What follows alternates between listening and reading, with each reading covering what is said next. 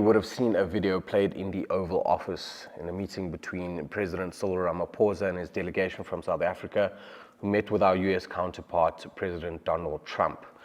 The video shown by the White House emphasized a lot of things, including statements made by EFF leader or Commander-in-Chief Julius Malema, as well as former President Jacob Zuma. But the one thing that President Trump touched on was a video that was taken from the sky in a helicopter, and it showed a road and crosses on either side of this road as hundreds, if not thousands, of vehicles lined this road. Those people were all killed. Have they told you where that is, Mr. President? No, I'd like to know where that is. Now, that video was taken in September 2020.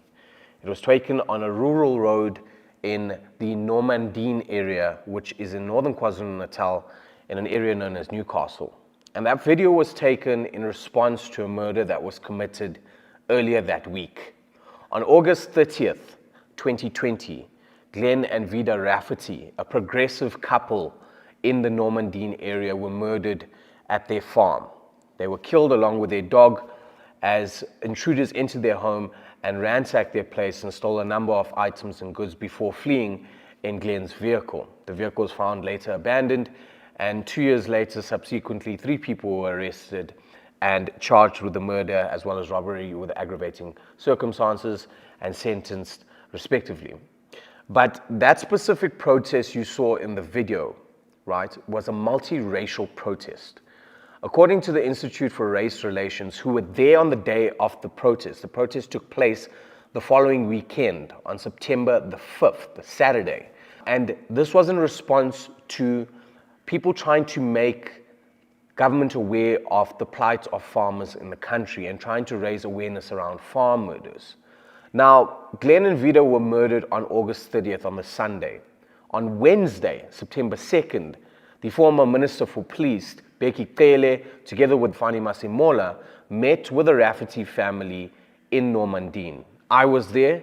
I was a reporter in KwaZulu-Natal at the time. I attended that meeting that Cele had with the family, as well as an open engagement and dialogue that he had with farmers as well as farm workers in the community.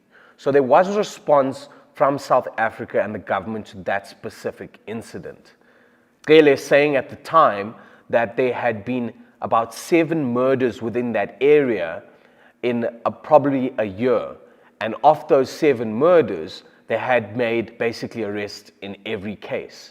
So there was attention being given to it. You only see negative things about farm murders and politicians and everything else on TV. And this is an experience I don't wish on anybody, but our experience has been very positive. The police have been amazing. It's just nice to know that the senseless murder of our friends is being taken seriously. There's claims that each cross on either side of the road represent people who were murdered in farm attacks. That's not the case.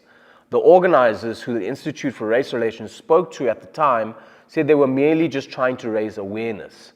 And those crosses were just trying to raise attention as to the plight of farm workers and the dangerous conditions they live in.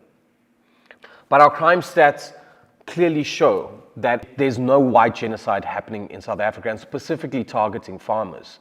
Last year, in the third quarter of 2024, 12 farm murders were committed in South Africa, and these were farm workers as well. Of those 12, and bearing in mind that 7,000 people were murdered in the third quarter of 2024, only 1 was a farm owner.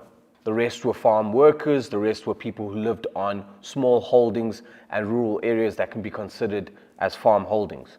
It must also be noted that President Donald Trump held up a number of articles claiming to show white genocide happening in South Africa. Some of these articles weren't even from South African media or reputable media houses in South Africa. One article we looked at was published from the DRC. It didn't have anything to do with South Africa. South Africa's got a crime problem. We don't have a farm murder problem. And that's the truth. For Eyewitness News, I'm Arun Singh.